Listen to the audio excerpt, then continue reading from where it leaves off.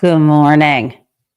Friends, if we did not live in the craziest timeline ever, having the President of the United States mock the Pope, and not just mock the Pope, but mock the dead Pope, this would be scandalous.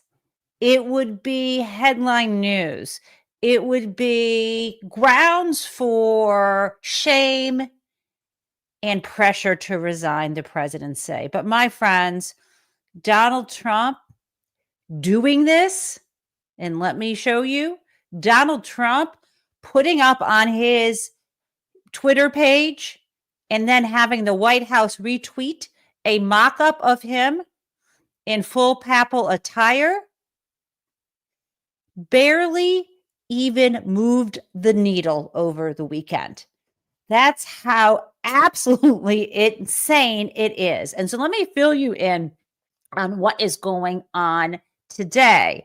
And yes, good morning. It's Monday, Jen Taub Live. Now, friends, our themes of the day are money, law, and power. And in fact, those are the themes of my life. That is what I love to focus on, whether I am at work or at play or doing whatever this is with you, building community.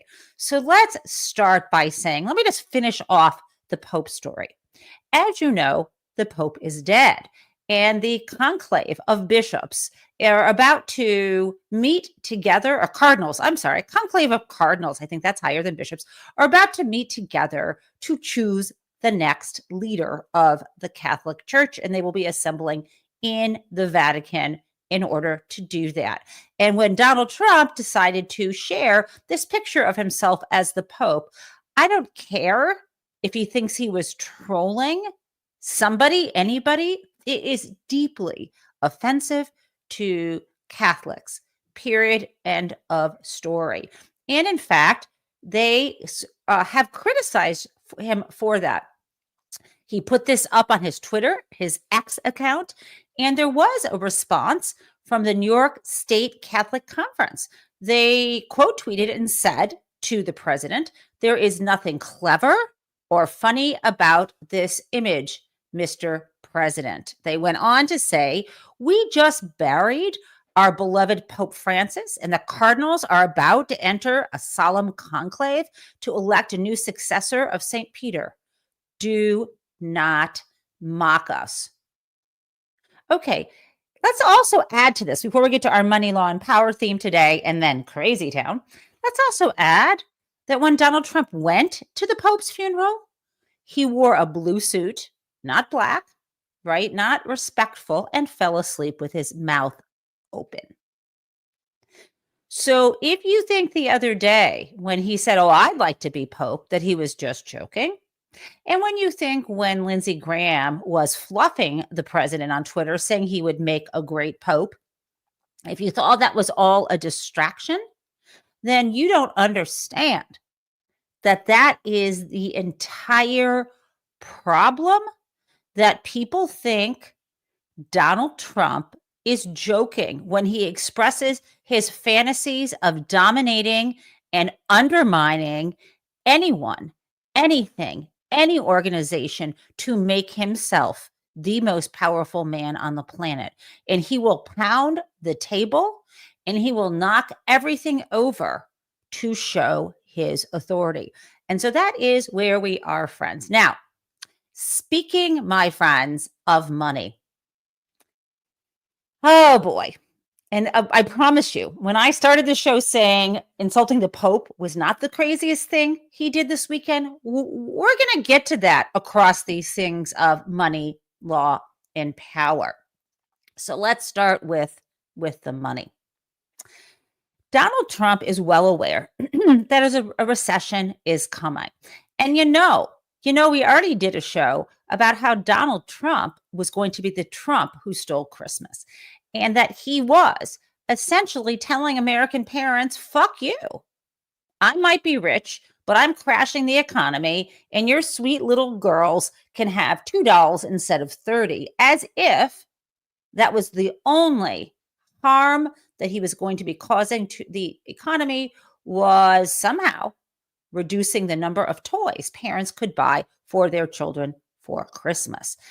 Now, because he said this, he has now received a new moniker. And so I want to share with you Lawrence O'Donnell and the moment he gave Donald Trump his new mobster name.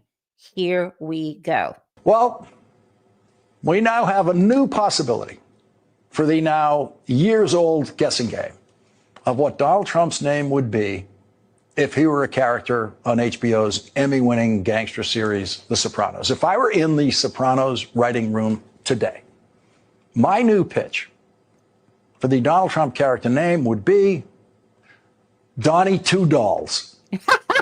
And I'm sure the Emmy-winning creator of The Sopranos, David Chase, would have a better idea. I'm sure he would.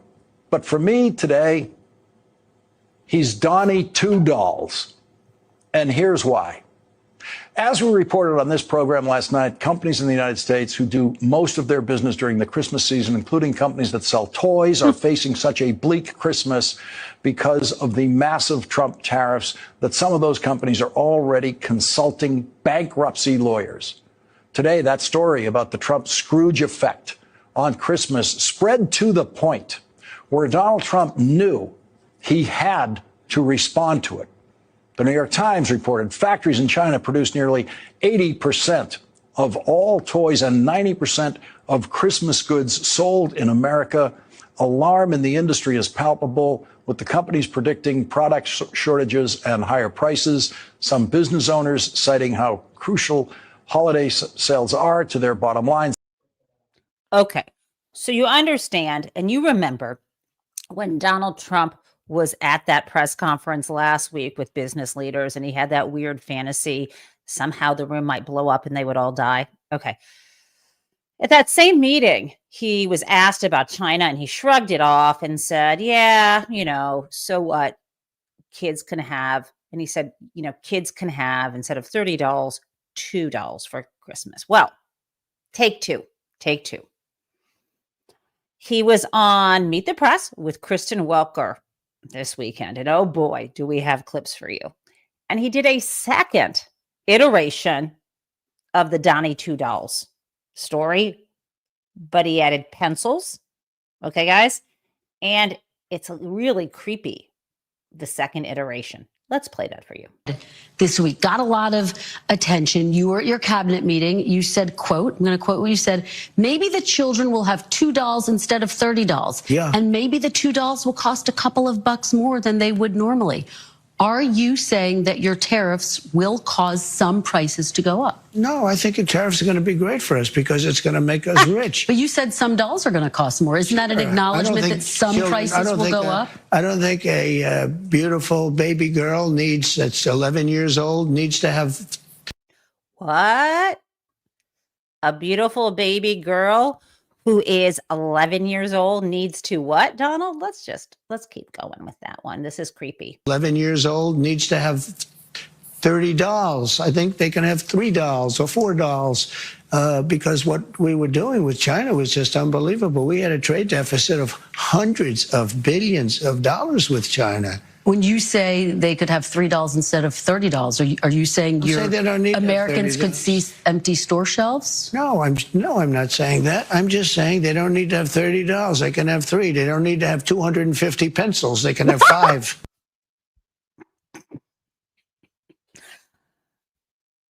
You don't need to have 250 pencils. You can have 5. Is he talking about like the kind of pencils you use for school? Or is he talking about like the colored pencils that come in the set that help you draw? And if he says just 5 colored pencils, what 5? I bet it would be blue, red. What does he wear? White. We've got 3 pencils there. Blue, red, white, gray for his hair, and orange. Oh my fucking God, guys. Do you think we could sell the Donald Trump colored pencil set for Christmas where the only colors are red, white, blue, gray? I'm sorry, red, white, blue, yellow for his hair. Red, white, blue, yellow, and orange. The Donald Trump Christmas special. I'm cracking myself up. Okay, it's not entirely funny. But okay, that was the second iteration.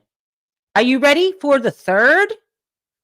After speaking with Kristen Welker, he's on his airplane and he was asked by the press. Now, you're not going to be able to fully hear the press question, but you're going to hear his response. And it gets even creepier because it stops being about dolls and it's really more focused on little girls. Why does Donald Trump think little girls need a certain number of dolls? He's very obsessed with girls, young girls, babies, and women. Let's listen to this. Young lady, 10-year-old girl, 9-year-old girl, 15. Sorry, let me just start that at the beginning. So on Friday, you told Christian Welker that maybe little girls were supposed to $35. Maybe they just. Listen. All I'm saying is that you don't, that a young lady, 10-year-old girl, 9-year-old girl, 15-year-old girl doesn't need $37. She could be very happy with 2 or 3 or 4 or 5. Right. I would, let's not waste a lot of time on a stupid question. What else? Can't afford any. Let's not waste a lot of time with this. Oh boy. Okay. So now here's the deal. I may be laughing a lot about Donnie Two Dolls, but it ain't that funny. It ain't that funny when you listen to the amazing economist, professor of economics, from University of Michigan, Justin Wolfers. I'm sure you have. I'm sure you've seen him before, and I want to share with you what he had to say on CNN this weekend about the pain that the upcoming, fairly certain, absolutely certain recession. There's no question about it, right? We've been warned by bank CEOs that a recession is the best case scenario. So let's listen to what is going to happen. So, I'm always going to laugh on this show because it actually, laughter releases endorphins. It bonds us together.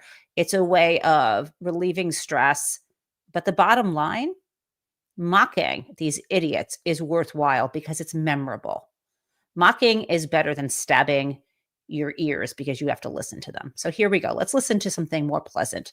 The truth from Justin Wolfers. Okay. A recession means lower incomes, means fewer people with jobs. It means people losing self-esteem and connection with the labour force. It means families doing without. It means higher rates of depression, higher rates of divorce, higher rates of suicide. It means hard times for families, and it's not okay. So how do we prepare for that? The first thing is we do whatever we can to get Washington to reverse course from this disastrous pathway. The second thing is what I think a lot of families are already doing. They're on recession watch and they're putting a little extra away for a rainy day. Mm-hmm. Okay. That's it. Put a little more away for a rainy day if you can. And he knows that's easier said than done. So it also means connecting with family, letting people know honestly where you are. So many of us live one paycheck to paycheck and reaching out to family. There are family members in your or friends among you who are not in the same dire financial straits. I implore you, let them know how you're doing because there are people, and you may be one of them, who keeps saying, what can I do? Tell me, whether it's Jennifer or they shout at the TV, what can we do? And what you hear from politicians is give me $50 for my campaign. Or you may hear from preppers, stock up on Campbell's soup cans because you can always open those even without electricity, whatever your jam is. But actually, the best thing you can do if you have means and you're not living paycheck to paycheck is reach out to the young people in your family. Reach out to the people that you know, whether it's a school teacher or a factory worker or someone you know who doesn't have a lot of income, might not have any savings or very little. Maybe someone who has small children, maybe and just say, hey, I'm here for you. And maybe you can find a way, a kind of mutual support way to make sure that person doesn't end up in a situation where they're depressed or drinking again or even suicidal when this recession hits. To me, just like buying locally is the most important thing you can do, helping locally, helping directly people in your family. And yes, I know friends will say, could you give $100 to this homeless charity or this battered women's shelter? I know that's important. And I know that it makes you feel good. But if you only have $100 to spare, or you're only going to give, over time, maybe $1,000 this year, that would go a long way to a beloved family member who may be too full of pride to reach out to you. But this is on us now. That really matters. Okay, now let's talk more about money. Justin Wolfers kind of laid it out there, what we need to do to prepare. But I also want to share with you, because we've been talking about supply chains. It's a great conversation on Bloomberg News with the port director for the city of Los Angeles, telling us what is to come, because I think we're trying to figure out what's happening and when. Let's take a listen. For us, how much volume has just dropped off in the last few weeks? Yeah, about a third of the import volume, which means give or take about 50,000 20-foot equivalent units gone off the arrivals coming in next week. So from next week is when you expect to see this really hit? That's correct. And that matches up. The announcement's back on April 2nd. Then on April 8th, a little bit of a change on everybody, ex-China, Mexico, Canada. And those arrivals are coming at us this weekend. We'll, of course, dedicate time to your port, but I'm just wondering how you're anticipating this rolls and ripples through the economy from here, how it hits trucking, when this turns up on the shelf. What's the distance, the time from when you see a drop-off in volume and when we, as consumers, see the shortages? Right. So CEOs are telling me, hit the pause button, right? I'm not going to import anymore at these kind of prices. Let's wait and see. I don't know if it's going to be 2 hours, 2 days, or 2 weeks till I get some clarity. Then hiring. Off the table for right now. Capital investment, pause. And the retailers are telling me that realistically, with even the 10%, I'm going to have to pass it on to the consumers.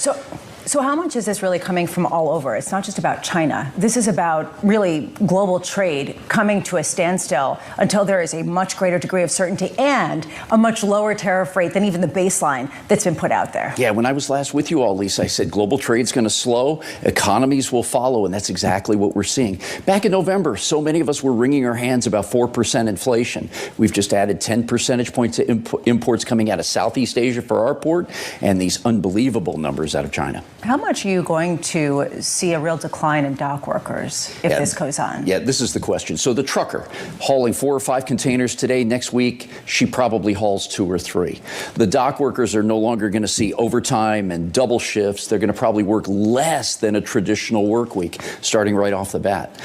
Every 4 containers mean a job. So when we start dialing this back, it's less job opportunities. And what happens if we get a deal? If we get a deal, it's going to take about a month. Let me walk you through that real quick. About 2 weeks to get the ships repositioned around these major ports, from Qingdao to Shanghai to Xiamen, load up all those containers, and then another 2 weeks to steam across the Pacific to get to us. This is important because now we're talking about spring and summer fashion. So we're kind of at a crux here that we've got to have something pretty quick. And back to school, which is going to be, I think, very critical when it comes to political pushback for this administration. We have a story out, there's anecdotal reporting as well. We've heard about China quietly starting to exempt about a quarter of U.S. imports. Are any U.S. importers exempting Chinese tariffs? Is there a way to get around the 145%? Not really. There may be some exceptions, Anne-Marie, maybe a little bit going north or south of us. But realistically speaking, nobody is out there talking a lot about, hey, I got a better deal coming out of China right now. Okay. And that's the director of the Los Angeles port. So you've heard from an expert economist. You've heard from someone who's right there on the ground watching the container ships come in or not. Okay. So how is Donald Trump responding to this? Oh, let's look. More tariffs over the weekend. Like I told you, not the craziest thing he did. Was the Pope, right? There's still more. He put out one of his decrees that he wants the movie industry, he thinks there's a war on it, and therefore we need to impose 100% tariffs on movies coming into our country from foreign lands. Let me read this to you because it is batshit crazy. The movie industry in America is dying a very fast death. Other countries are offering all sorts of incentives to draw our filmmakers and studios away from the United States. Hollywood and many other areas within the USA are being devastated. This is a concerted effort by other nations and therefore a national security threat. Okay. Okay. National security threat. I'm repeating it. That's what he says. It is, in addition to everything else, messaging and propaganda.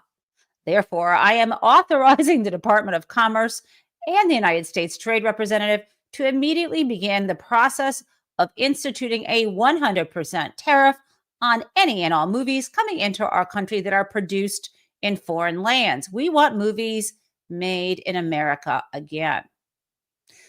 Guys, so he's crazy like a fox here. Why is he calling this a national security threat? So that he can, in his mind, invoke the International Emergency Economic Powers Act, under which Congress delegated authority for the president in certain circumstances to impose these tariffs. There might be another law that he's trying to glom onto, put a hook into to do this. So why is it? I'm very confused, because if a company in Hollywood decides to film a film in Canada, for example, in Vancouver or in Ireland, and it's a Hollywood production, explain to me how that is propaganda.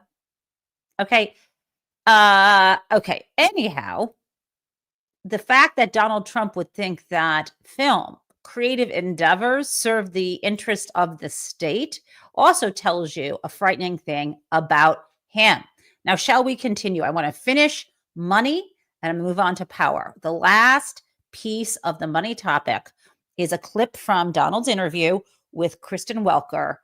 And you take a listen to the nonsense he is peddling. Keep in mind what we heard Justin Wolfer say about a recession, how bad it will be, and what we can do to watch and prepare. Think about the port director from Los Angeles. This thing is baked in. And now listen to Donald. It's bullshit.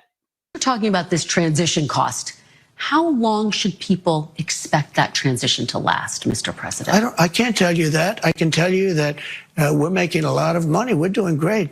Again, who? You we're and your losing family? more than $5 billion a day. $5 billion a day. You don't talk about that.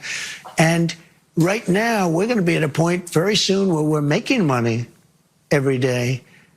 Look, how soon? We were losing hundreds of billions of dollars with China. Now we're essentially not doing business with China. Therefore, we're saving hundreds of billions of dollars. Oh my God, he is the dumbest person on the planet. If we're not doing any business with China, how do companies that make products and get the inputs from China and they're in the US, how do they sell their products? Why does this man think trade is a zero-sum game? This is what happens when we elect someone who is a greedy, stupid, selfish moron. And by the way, he is making money, as you probably know, between having what appears to be bribes, but could just be pay for access, making billions of dollars, including through building abroad and through this crypto scam. So he is going to just say whatever he's going to say. And let me just make it clear. The only people who can stop this are the Republicans in the House and the Senate. Donald Trump has the levers of power. He will not let go of them unless the Republicans, who have the majority in the House, and you need 67 votes in the Senate to convict under an impeachment and remove, assuming all 100 show up, it's on them. Okay, guys? And here's my plan. If you get me, if you hit like and follow the show, I mean, subscribe for free. The moment I get to 10,000 subscribers on Jen Taub Live, I'm going to begin my project of phoning every single Republican member of the Senate and ask them or their staff, how many dolls should I buy my kids for Christmas and ask them what they think of my 5 pencil set, where the colors are red, white, and blue. Go America in Donald's clothes, yellow for his blonde hair, and orange for his tan. And I will be doing that and give you the feedback in quotes. I don't think I can record these for various reasons, but I can at least write down what I hear and share with you the face of the Senate, and what their staff said, if they hung up on me or if they had any thoughts. Okay, guys, I'm only going to do this when we get to 10,000 subscribers. Let's fucking go. Okay, now let us move on from money to law. What should have been the top front page news in every newspaper in the country, but apparently, maybe the only one I have seen is the Philadelphia Inquirer, was as follows. When he was speaking with Kristen Welker this weekend on Meet the Press, he was asked whether he has to follow the Constitution, and Donald Trump said, "I don't know." That's what the Philadelphia Inquirer had on the front page. Shall we look at the Wall Street Journal? Oh, look, their front page has Warren Buffett stepping down. Now, in fairness, this is the Wall Street Journal. They have the Houthis dropping a missile and it not being intercepted at the Ben Gurion airport. They also, below the fold, have some manufacturers in U.S. get a boost from Trump's tariffs. Oh, great. And stock investors stay bullish despite recession forecasts. Okay, guys.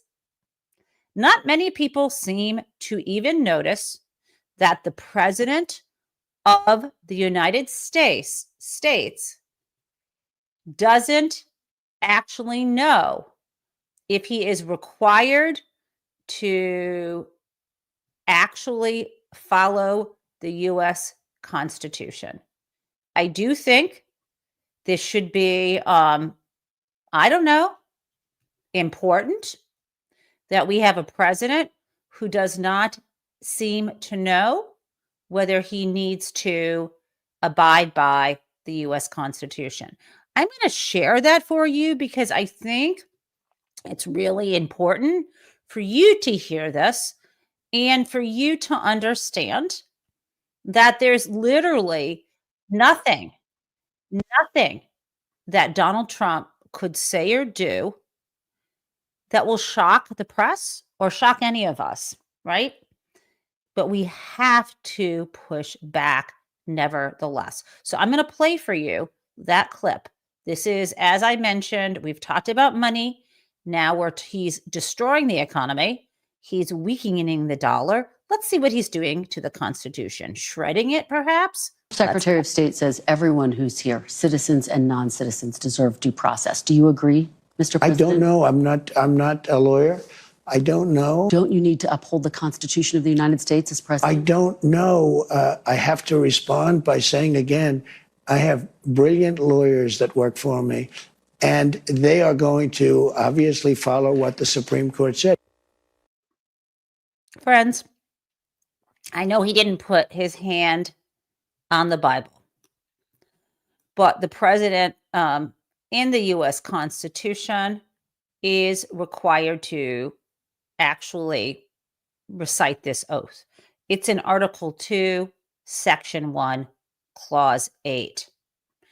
I will share that with you so that you can actually see what it says. Okay, let's go. Here is I think you can see this. Yes, I am showing this to you from a website called constitution.congress.gov. Article 2, Section 1, Clause 8. Before he enter on the execution of his office, he shall take the following oath or affirmation. I do solemnly swear or affirm that I will faithfully execute the office of President of the United States and will, to the best of my ability, preserve, protect, and defend the Constitution of the United States. This website goes on to say the Constitution provides no standards for determining whether a president has violated their oath. Okay. And he does say to the best of his ability. And since he has absolutely no ability to follow the law, and we did elect someone who had already been convicted on 34 had been found guilty by a jury on 34 felony counts. In fairness to Donald Trump, if I were his lawyer, I would argue that he has no ability to uphold the Constitution. I can't believe I made that argument, but here we are. Now, we're still talking about law. So thank God for the lawyers. Thank God for the courts. I shouldn't say God. Thank the law. Thank the Constitution, and our still shared reverence for the rule of law, that we have lawyers and judges who are pushing back. Now, I want to share with you one of the top lawyers who has been at Donald Trump's crosshairs, who has stood up, is Mark Elias. Now, Mark Elias used to work for Perkins Coie, which the law firm that was not only sued by Donald Trump, but defended by, I think, Williams and Connolly, and won its case last week. So Perkins Coie, again, this is where Mark Elias used to work. We had a situation where a judge struck down Donald Trump's order that targeted the law firm Perkins Coie. And this ruling said that Trump's actions were unconstitutional. And this was a huge, huge loss for Donald Trump. Now, this was a decision by Judge Beryl Howell. It was 102 pages long, and it decried this unprecedented attack on our lawyers and how important it was for them to have what she called crucial independence from the government, essentially. Now, this was an order Donald Trump issued on March 6th, and this was the one that singled out Perkins Coie because they had worked for Hillary Clinton. And what's kind of amazing about this is that this decision also kind of calls out those cowardly firms who bent the knee. Now, you might remember that included Paul Weiss and Skadden Arps and others. Now, I do think that the judge was right, Beryl Howell was right, to call out what she described as a shakedown of these law firms. And she wrote of these firms, and what a rebuke, that it says, she said basically that the clients of these firms should have reservations about them, quote, since at least the publicized deal terms appear only to forestall rather than eliminate the threat of being targeted. Now, that is what went down with Perkins Coie. But Mark Elias continues to fight on at his law firm. He's been extremely successful. He was successful in 2020, helping slap back the attempts by Donald Trump to unlawfully decertify or cancel votes that had been mailed in. For example, in Pennsylvania, he's often on the front lines with his law firm and his lawyers trying to protect our voting rights. And so he was featured on 60 Minutes, and I want to share with you that particular. So good for him. Now we did money. We're still on law. Speaking of law, yet another crazy thing Donald Trump did this weekend is decide that he was going to pronounce that he wanted to reopen the long-shuttered Alcatraz prison. And I'm not going to read you this whole crazy tweet, but one of the things he wants to do is to house people that he describes as criminal offenders who are just, dangerous. And he is talking about on here, actually, let me read this to you. Rebuild and open Alcatraz. For too long, America has been plagued by vicious, violent, and repeat criminal offenders, the dregs of society, who will never contribute anything other than misery or suffering. Some of this on this list is serial offenders. I'm thinking of Donald Trump as a serial fraudster, a serial sexual offender. Now, of course, in terms of sexual assault, those were civil charges. However, in terms of his other offenses, I think I think having a jury find you guilty on 34 felony counts and then have the conviction certified by the judge, and although the sentencing involved no prison time, I think that, on top of also being charged in several other federal criminal cases, which had to be dropped because he became president, not to mention state RICO charges. We could go on and on. I think Donald Trump is a serial offender. And I think that I don't want to spend the money to rebuild and reopen Alcatraz, but if it became a place to house just one serial offender, I could get behind that. Now, let's move on to power. Instead of talking about the abuse of power, can we now talk about the positive use of power? And for this, I want to talk about how great it would be for Representative Jasmine Crockett to take over in leading the House Oversight Committee. And I should say that being the ranking member on the House Oversight Committee, that means right now, because Republicans have the majority in the House, the Republicans will chair every committee in the House, but how committees have members from the leading party and from the minority party. And so in this case, the chair is the name you give to the person whose party is in power. Ranking member is the person who is the most senior person in this case, the Democratic Party. Now, why is this coming up? This is coming up because Jerry Connolly has announced that he's not running for re-election. He's a congressman who happens to be the ranking member of the House Oversight Committee. Now, what would be a good fucking idea, since he's announcing he's not running for re-election, would be for him to step down now and let her, because she has the most seniority on that committee, be ranking member. But instead, she's going to have to wait until the next election. And that is insane. And I want to demand of Hakeem Jeffries and Connolly that they step up and pressure this guy to step down. This is my Frederick Douglass moment. As you know, as we say, power concedes nothing without a demand. It never did, and it never will.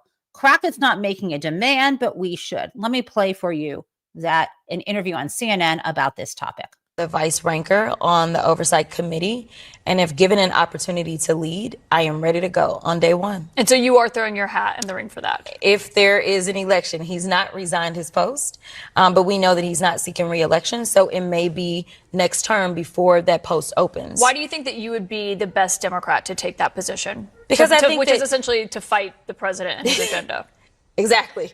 It is. Listen, oversight has so much latitude, but beyond that, we are allowed to conduct investigations. We are allowed to send out subpoenas and get documents. And here's the deal. My legal experience, I think, helps me be able to kind of guide through that part.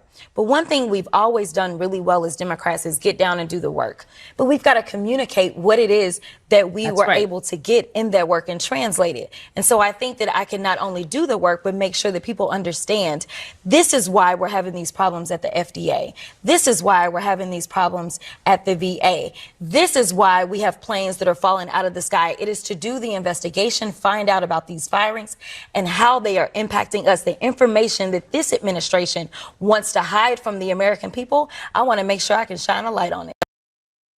This is huge. And I want to tell you the power, not just Crockett, but this idea of congressional oversight. There's a soft spot in my heart for congressional oversight because as a professor at Wayne State University Law School, home of the Levin Center for Congressional Oversight. Now, this is a nonpartisan center, and it's based at Wayne State. And I'm going to share with you, and there's also an office in DC. And what's important here, and I'm going to share this with you, is too often we think of Congress as only being a body that passes legislation and then hands it over to the president to sign. Instead, and here we go, I think you can see this, Carl Levin, after he left the Senate and retired, he started this center. And after he passed away, he was no longer running it. And the head of the center had been Jocelyn Benson, who was the dean of the law school. And now my dear friend, Jim Townsend, runs the center, and I am on the advisory board. And legislative oversight is important. There are some portraits in oversight that are bipartisan from the past. And we also have, there's a podcast called Oversight Matters. There's the different awards and the different, you can sort of see here, there's training in congressional oversight. Our center has a state oversight academy where people who are new young legislators from whatever party can come and learn about legislative oversight. When you think of congressional hearings, whether it was Carl Levin's permanent subcommittee on investigations or other special hearings, this kind of training needs to happen. It needs to happen for people in office, and also students in law schools should be able to be trained on oversight. And that's something the Levin Center is doing, and I'm also working to participate on. Okay, guys. So now, before we get to Crazy Town, I want to share with you my person of the day, and that is Senator the Reverend Raphael Warnock, who is reminding us how much the concept and the claim of this administration and of Donald Trump and of the Republicans who support them, that they believe in a meritocracy, and that is why they want to destroy very good, very welcoming, inclusive programs that involve diversity, equity, and inclusion. They claim they need to destroy them in favor of a meritocracy. And of course, under a meritocracy, the theory is people who work hard and are good at what they do, and whose experience and promise and intelligence and skills best match a job position or position in society should get that. And their view is that diversity, equity, and inclusion undermines that process. There could be nothing further from the truth. Well, let's listen to Raphael Warnock call that out in clear terms. And this is why he is my person of the day. And it's absurd. It's absurd. Don't preach to me and lecture me about merit and a meritocracy while I witness you nominate the most unfit, most unqualified people we've ever seen. You're clearly not serious. You cannot lecture me about merit while nominating Pete Hegseth. That's right. And Robert Kennedy. Hello, right there. Cannot. So,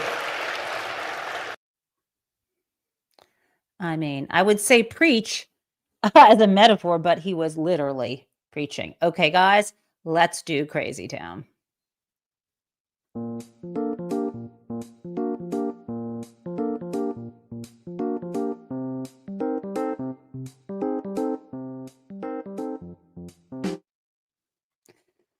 Okay, so Crazy Town today is and has to be Donald Trump. And this relates to all of the above: money, law, and power. He's on his airplane, I guess it's Air Force One, and he's being asked questions about how those tariff deals are going. Like, when the fuck is he going to figure this shit out? Because they promised 90 deals in 90 days. Now, of course, we all know that we don't think what he did is lawful, but lawful or not, he has the levers of power, and he has imposed these crazy ass tariffs, and he's crashing the economy, and he won't admit it. He keeps saying, well, we're making tons of money and it's going to be great. And he's just going to blah, blah, blah, blah, a lot of hot air at us. So you really need to hear this. And I think Every time you hear the word deal, take a shot of cappuccino. No, I'm kidding. Because I'm going to run out of coffee if I try to. But I want you to listen to this and be amazed, not only at his limited vocabulary, but the fact that we have slid so far in our respect for expertise, and our respect for truth, and our respect for decency, and our respect for any modicum of honesty in this society. Let's play it. He understands. We're negotiating with many countries, but at the end of this, I'll set my own deals because I set the deal. They don't set the deal. I set the deal. They've been ripping us off for years. I set the deal. Sir, every country, almost without fail, friend and foe, has been ripping us off for years. So we're meeting with almost all of them, including China. And at the end, I'm setting the deal. I keep saying, when are you going to, this is not like a big deal that's going to be signed. In some cases, we'll sign. We don't have to have signed. I'm going to be setting the deal. I'll be setting a tariff. You keep asking the same question. When will you agree? It's up to me. It's not up to them. It's up to me. Now, they don't have to deal with us, which is okay, because we lost, under Biden, we were losing $5 billion a day. Think of it. $5 billion a day. Now we're not dealing with China at all because the tariff's so high that they basically can't deal. That sounds like a real fucking negotiation. I set the deal. I decide, right? This is crushing the economy. It's not in accordance with federal law or the Constitution, and it's all about his power grab. And I know things seem bad now, but they only get worse until this man and the party that brought him into office is out. And with that, love you guys. Remember, let's get us to 10,000 so I can start calling those senators and finding out how many dolls and how many colored pencils we should buy. Have a great day.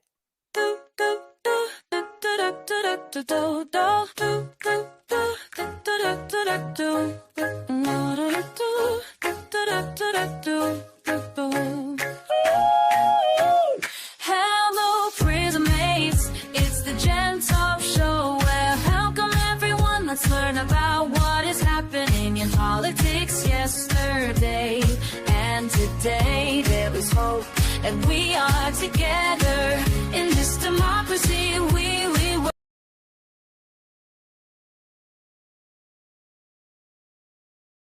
Oh my gosh, guys, before I end the show, I was supposed to do a shout out to Julia. Julia. Hello. Sorry about that. I know you were listening. Okay, Julia and Tank the Tortoise, and we will now continue. Goodbye, guys. and again, welcome to the Gen Taub show.